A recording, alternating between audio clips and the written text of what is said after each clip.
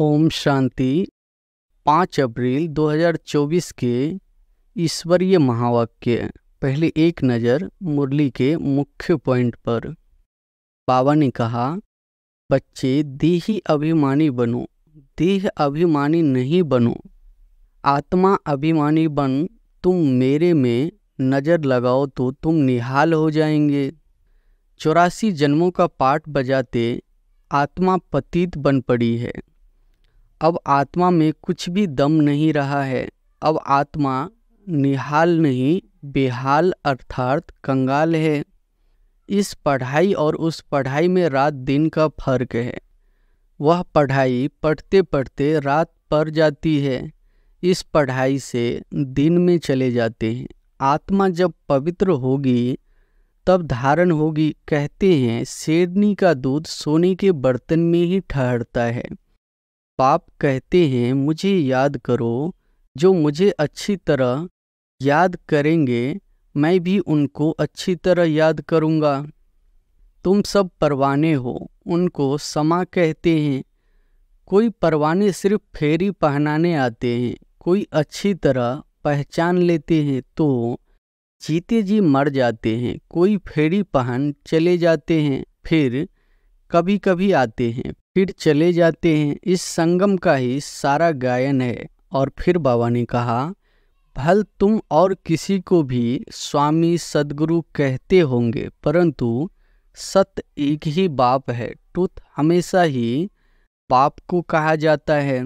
वह ट्रुथ क्या आकर करते हैं, वही पुरानी दुनिया को सचखंड बना देते हैं। अपने अपने धर्म स्थापक को जानते हैं, बाकी सूर्यवंशी, चंद्रवंशी और इस संगम युगी ब्राह्मण कुल को कोई जानते नहीं है।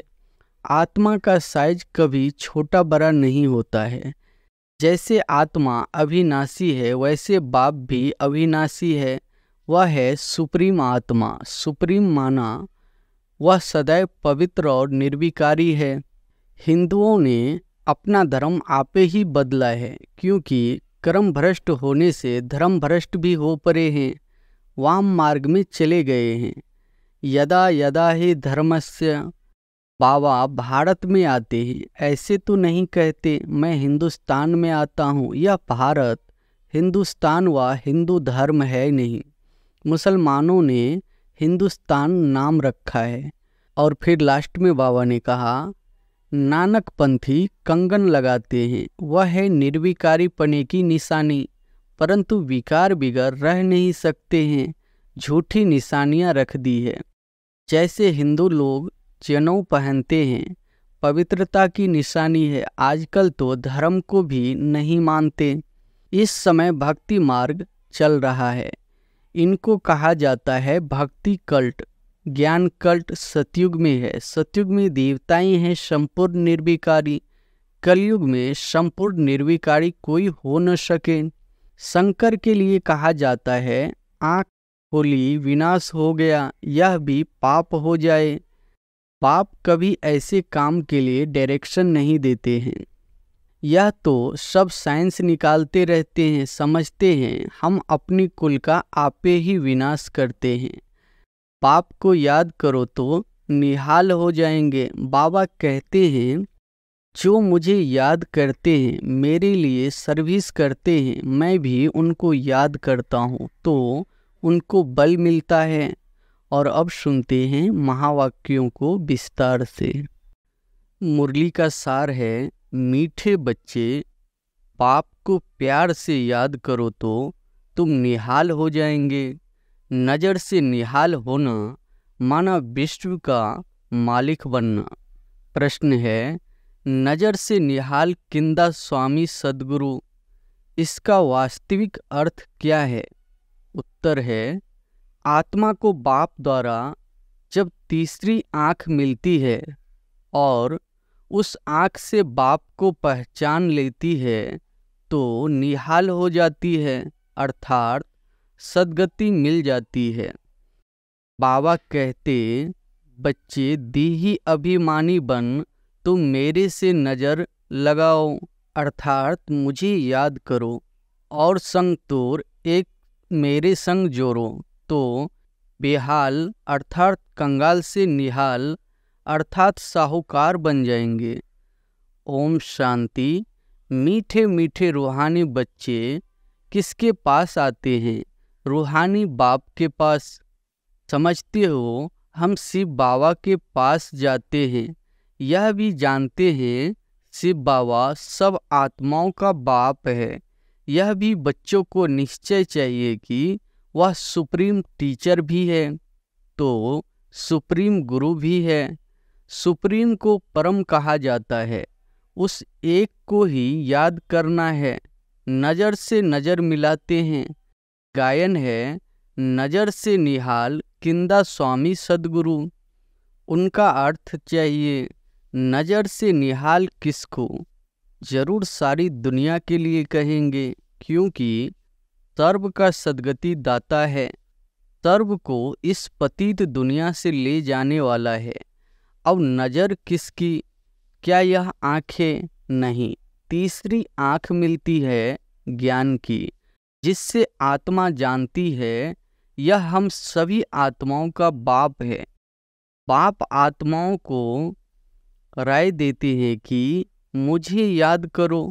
बाप आत्माओं को समझाते हैं आत्माएं ही पतित तमो प्रधान बनी है। अब यह तुम्हारा 84वां जन्म है। यह नाटक पूरा होता है, पूरा होना भी चाहिए जरूर। हर कल्प पुरानी दुनिया से नई दुनिया बनती है, नई सो फिर पुरानी होती है। नाम भी अलग है। नई दुनिया का नाम है सतयुग। बाप ने समझाया है पहले तुम सतयुग में थे, फिर पुनर्जन्म लेते 84 जन्म बिताए। अब तुम्हारी आत्मा सतो प्रधान बन गई है। बाप को याद करेंगे तो निहाल हो जाएंगे। बाप सम्मुख कहते हैं मुझे याद करो, मैं कौन? परमपिता परमात्मा। बाप कहते हैं बच्चे देही अभिमानी बनो, देह अभिमानी नहीं बनो, आत्म अभिमानी बन। तुम मेरे में नज़र लगाओ तो तुम निहाल हो जाएंगे। बाप को याद करते रहो, इसमें कोई तकलीफ नहीं। आत्मा ही पढ़ती है, पाठ बजाती है, कितनी छोटी है। जब यहाँ आते हैं तो 84 जन्मों का पाठ बजाते हैं, फिर वही पाठ रिपीट करना है। 84 जन्मों का पाठ बजाते आत्मा पतित बन पड़ी है। अब आत्मा में कुछ भी दम नहीं रहा है। अब आत्मा निहाल नहीं, बेहाल अर्थात कंगाल है।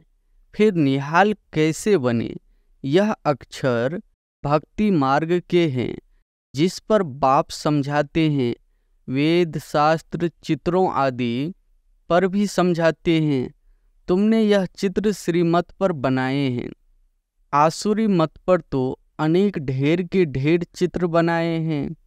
उनका कोई एक्यूपेशन नहीं। यहाँ तो बाप आकर बच्चों को पढ़ाते हैं।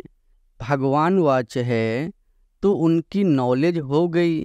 स्टूडेंट जानते हैं यह फलाना टीचर है। यहाँ तुम बच्चे जानते हो कि बेहद का बाप एक ही बार आकर ऐसी वंडरफुल पढ़ाई पढ़ाते हैं।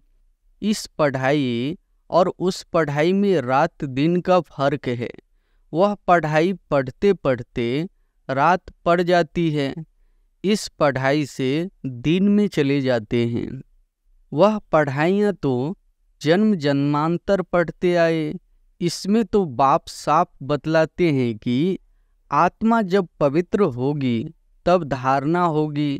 कहते हैं शेरनी का दूध सोने के बर्तन में ही ठहरता है। तुम बच्चे समझते हो हम अब सोने का बर्तन बन रहे हैं। होंगे तो मनुष्य ही, परंतु आत्मा को संपूर्ण पवित्र बनना है। 24 कैरेट था, अभी 9 कैरेट हो गया है। आत्मा की ज्योति जो जगी हुई थी वह अब बुझ गई है। ज्योति जगी हुई और बुझी हुई वालों में भी फर्क होता है। ज्योति कैसी जगी और पद कैसे पाया, यह बाप ही समझाते हैं। बाप कहते हैं मुझे याद करो। जो मुझे अच्छी तरह याद करेंगे मैं भी उनको अच्छी तरह याद करूँगा। यह भी बच्चे जानते हैं, नज़र से निहाल करने वाला एक ही बाप ही स्वामी है। इनकी आत्मा भी निहाल होती है। तुम सब परवाने हो, उनको समा कहते हैं। कोई परवाने सिर्फ फेरी पहनने आते हैं, कोई अच्छी तरह पहचान लेते हैं तो जीते जी मर जाते हैं। कोई फेरी पहन चले जाते हैं, फिर कभी कभी आते हैं, फिर चले जाते हैं। इस संगम का ही सारा गायन है। इस समय जो कुछ चलता है उनके ही शास्त्र बनते हैं। बाप एक ही बार आकर वर्षा देकर चले जाते हैं। बेहद का बाप जरूर बेहद का वर्षा देंगे।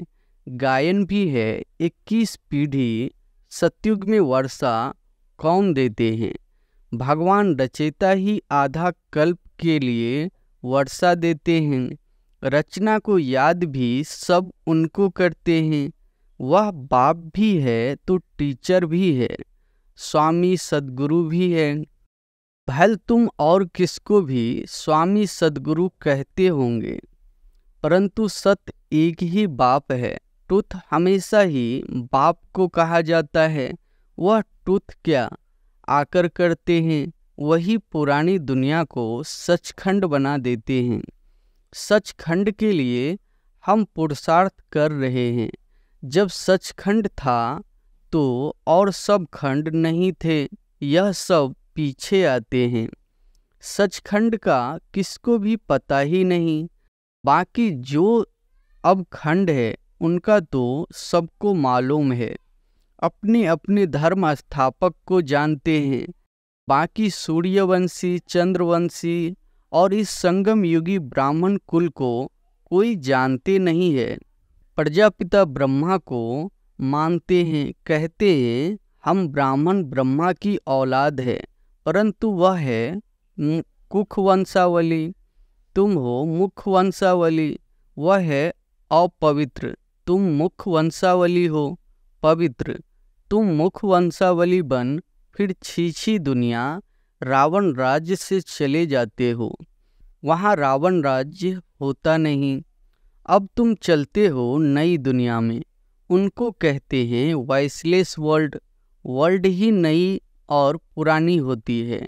कैसे होती है यह भी तुम जान गए हो। दूसरा तो कोई की बुद्धि में नहीं है।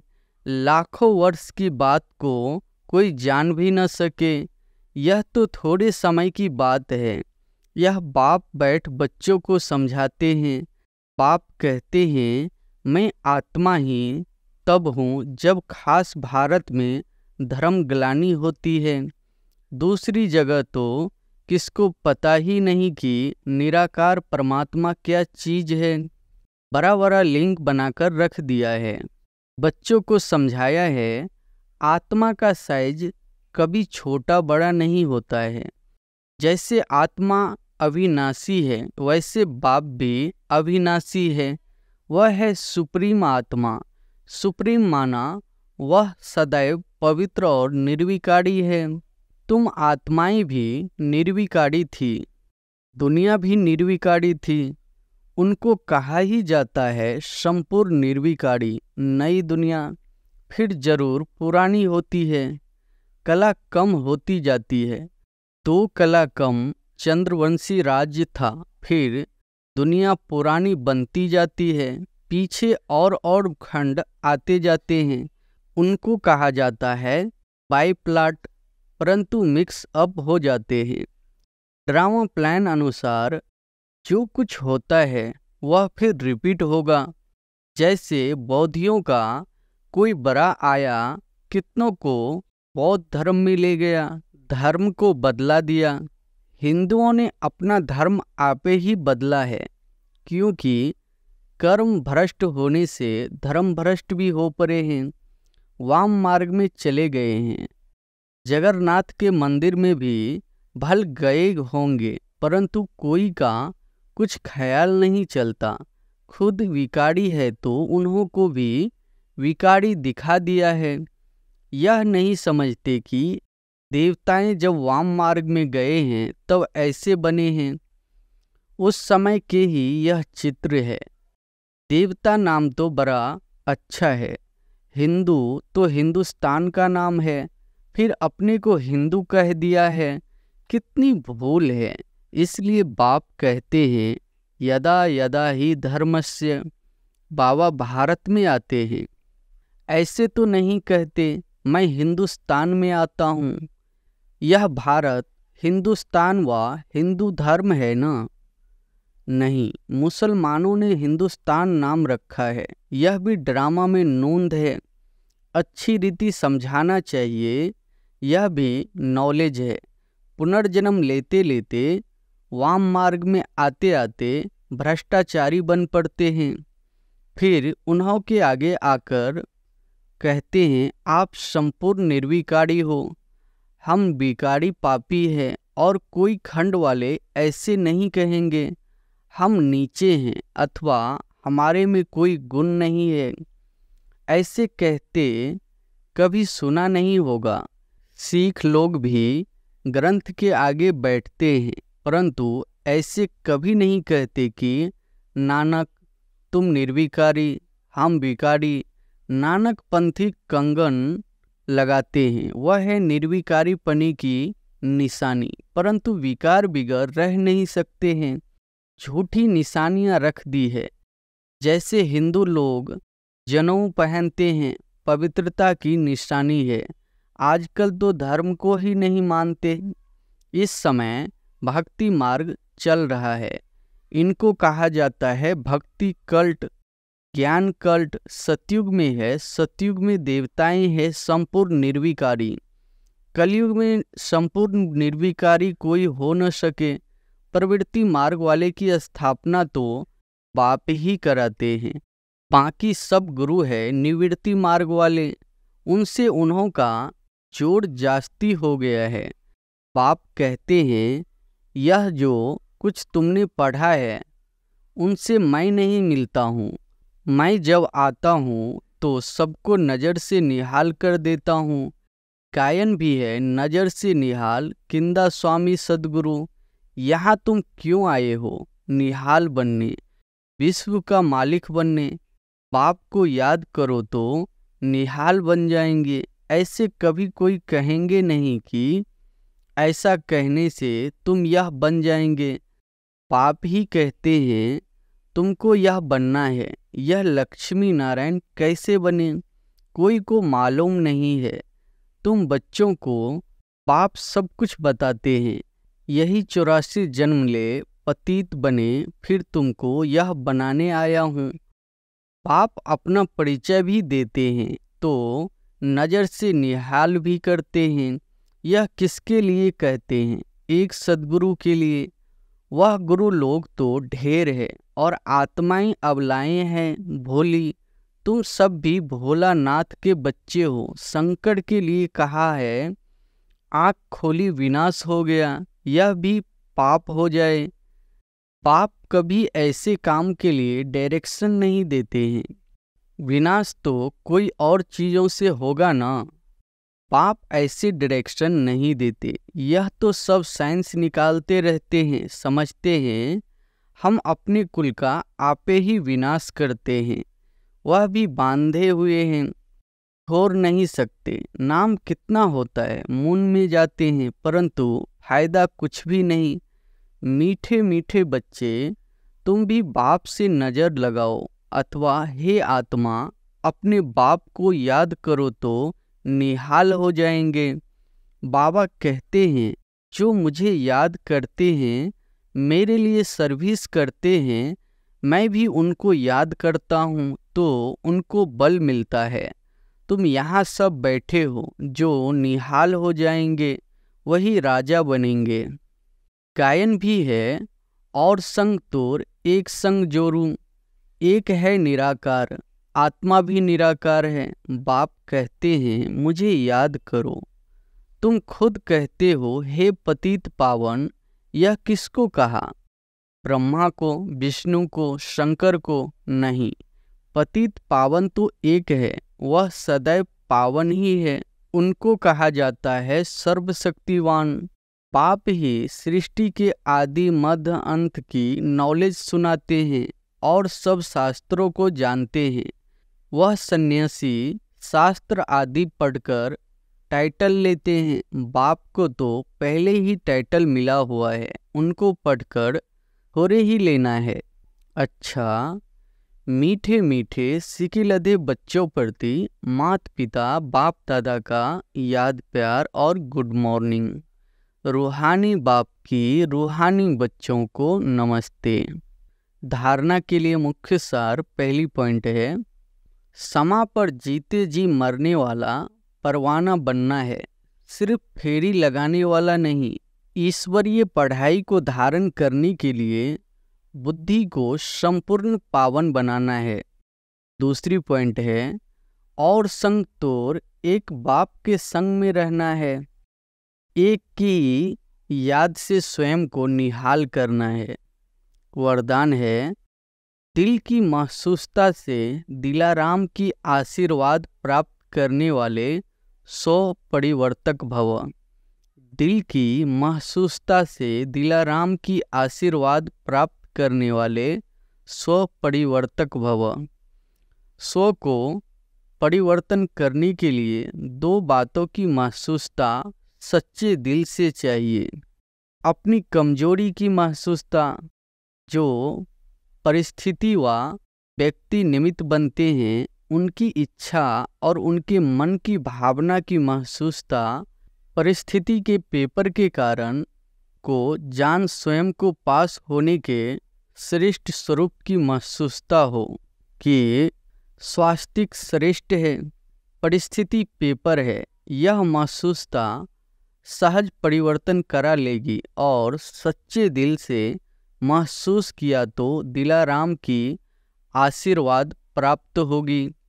स्लोगन है, वारिस वह है जो एवर रेडी बन हर कार्य में जी हजूर हाजिर कहता है। वारिस वह है जो एवर रेडी बन हर कार्य में जी हजूर हाजिर कहता है। अच्छा, ओम शांति।